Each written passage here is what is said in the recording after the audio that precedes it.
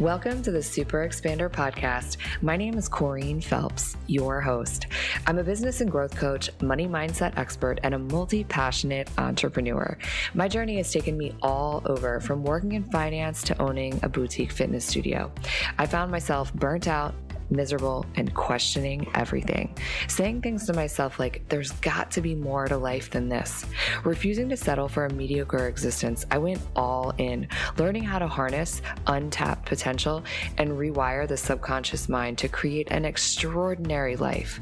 The last 10 years have been a crash course in self-love, building a business, creating community, building wealth, and doing what it takes to just freaking go for it. My mission is to help you align to your purpose, rewire your subconscious to support your big dreams and vision, and create a life that you're absolutely obsessed with. So sit back, tune in, and prepare to expand. Hello, Super Expanders. How are you? I hope that you are having just the most amazing day or relaxing evening, whatever you're doing, wherever you are listening to this episode. So I was thinking about this. It's been coming up a lot, which of course is always my sign that it's time to pull up a chair, pop on the mic, and do an episode for you. Have a little Super Expander sesh because it's an important message to share. If it keeps coming up in my life and my client's life, I'm going out on a limb. I believe that this is going to serve you. And today we're going to talk about the word no, how it feels when you say it or when it gets said to you, and really what's behind that, and how powerful it is to learn how to say no and really honor your boundaries, and how important it is for you as a leader. And actually how saying no is doing a favor for the people around you. Because if you're not fully invested in something and don't really want to do it, it is not going to serve anyone in the situation. So as I was diving into this, it's like multifaceted, because I was really doing some of my own deep inner work on what it is that holds me back. And a lot of times it is this deep-rooted fear or inability to cope with hurting someone's feelings, at the possibility of making them feel bad. I have, I guess, what you might call the Martyr Syndrome. I would rather endure the pain than inflict it on someone else. But what I've really come to the terms with and really to understand is that I'm not doing the other person any favors by doing that. So it really is, in essence, causing us both pain, if you're with me on that. So part of my own personal realization was, and I was actually in a breathwork session and my mentor was facilitating it for me. And what she asked me was, what was the first time that I ever experienced this like resistance of hurting someone else's feelings? And what came up to me was this really, it was very vivid image of something that happened when I was, I think I must have been like 4 years old. And it wasn't me hurting someone's feelings. I was a observer of someone else's lack of awareness hurting someone. And it literally hurt me to my core. And I remember sobbing and crying and being so confused at how the person didn't understand what they were doing was hurtful to another human being. And what I started to understand is that we can't always take that on, right? Hurting someone else's feelings. All we can do is be responsible for ourselves and our own behavior. And if we are operating from a place of true self-awareness, if we're doing the work, then we can honor that. So as I moved through that, and then kind of noticed that this overarching theme was coming up for some of the really high performers that I work with, the CEOs, the investors, and how sometimes saying no is physically painful for them, and it's actually harming their growth as a leader, harming their growth in business. So for many of us, saying no can almost feel physically painful.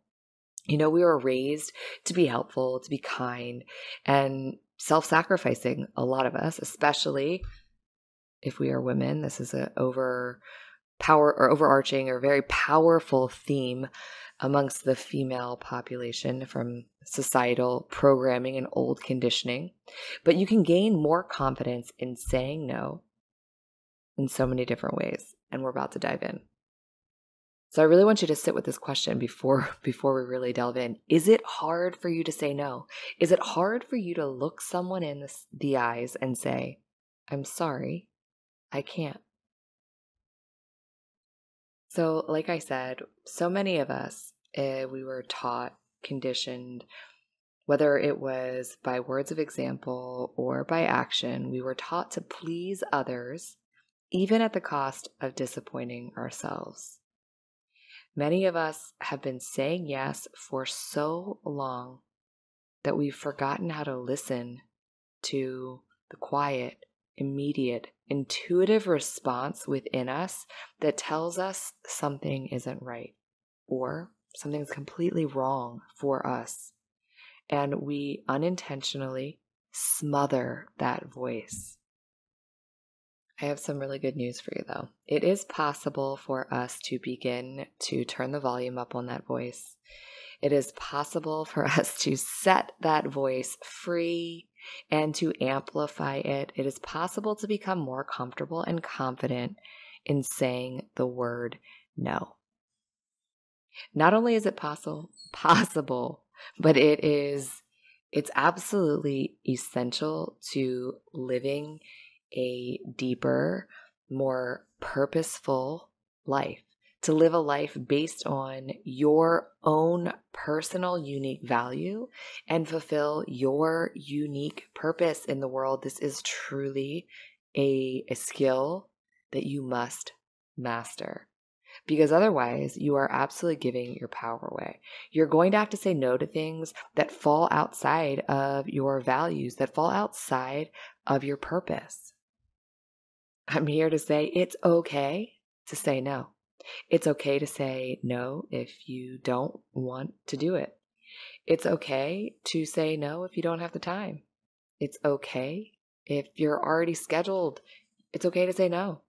It's okay to not force a yes just because you just don't feel like it. If it doesn't make you happy, if you'd rather relax, you'd rather read a book, it's okay to say no.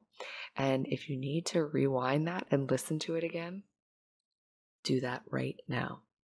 So in my wheels turning on this being something I was going to talk to you about today, I dropped inside of a Facebook community, a question that spurred a lot of response. I asked if and whom inside the group struggled to say no. And the response that I got within just a few short hours were hundreds and hundreds of messages saying no. And really all this to say is that if this is something that you have a hard time with, if this is something you struggle with, you're not alone. So as I read through the comments, I noticed a common theme that I wanted to share and highlight with you today. Well, I actually noticed 3 common reasons why we struggle to say no. And I think that they're really going to help you to shift into a more courageous, confident place to honor and use the word no more powerfully and more often in your life. I have a question for you. Have you joined the Super Expander free mentorship community? If not, What are you waiting for? Stop what you're doing right now and text the word mentor to 202-918-3235. Text the word mentor to 202-918-3235. I send out weekly tips and inspiration to help you grow your business, to step into your wealthiest, most highest self, to harness your full potential and live an exceptional and extraordinary life. And the best part is, it's really me sending those messages. So text me, say hello, and send me your questions. So the number one thing was that came up was I was brought up to be helpful. I feel like that's how I'm supposed to be. And by saying the word no, it causes a deep feeling of not being helpful. And this programming runs deep. I know because I have felt it. I have chimed up. I have said yes to things just so that I could be helpful, so that I could be viewed as helpful. But so really what I want to highlight, if this is you, what is required of us to live in our purpose, our dreams, and make the big impact in the world that we're meant to make is our ability to go all in on the very few things that matter the most to us. And if we're saying yes to every request that comes our way, we are scattered. Our energy is all over the place. We are not showing up as our best. We are really not even showing up as our best for the people that we're saying yes to. And we scatter our impact, we scatter our influence, we dampen it, we allow our energy to leak out all over the place.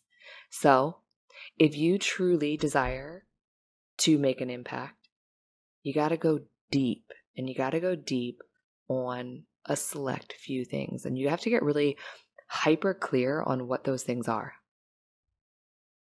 When we say yes to too many things, we and our energy become shallow. Let that sink in. Let that really sink in. It's time to go deep. It's time to get hyper clear on where your energy needs to be devoted. Put your blinders on and stick to it. So something else that came up was the idea and thought of almost like banking favors, that you might need help someday. So you're going to extend yourself here so that you might be able to ask for that reciprocity down the line. And to this, I really, really have to say, it might be time to pause and dig in and do some real inner work on how it is you want your relationships to be built. If you're building relationships built on love, respect, and connection, real, genuine connection, the people in your life will help you because they love you, because they respect you, because they want to, not because you have banked a favor for them in the past. And the last I think most common one actually is I'm afraid of how I'll look. And this comes from that people pleaser persona. It comes from some programming deep down. You don't want to come across as self-centered or selfish. From programming that has you thinking you don't want to disappoint anyone. You don't want to come off as the bitch, right? It's like the thought of being perceived as cold, dismissive, someone who doesn't care. So I hope that you're hearing this really, really loud and clear. You are not responsible for other people's thoughts about you. You're not responsible for their opinions or their thoughts. And in fact, I'd take it even another step further. What people think of you is not your business. And your assumption may be entirely wrong, actually. By really being clear on what you stand for, where it is that you need to go deep, you will gain respect from so many people. If you want to be kind, then show kindness, show love to the people around you. But you can do so within the parameters of, really healthy boundaries. We can choose to really laser in and focus on your sphere of influence, to your core network, and not feel bad about saying no to things that go outside of that realm. Okay, so we talked a little bit about the why. Now I want to give you a few clear strategies that you can start to lean into in order to more effectively, efficiently, and powerfully practice the word no. Number 1, start with just a good old gut check. You know that feeling deep in your gut that's like, oh, I don't want to do this.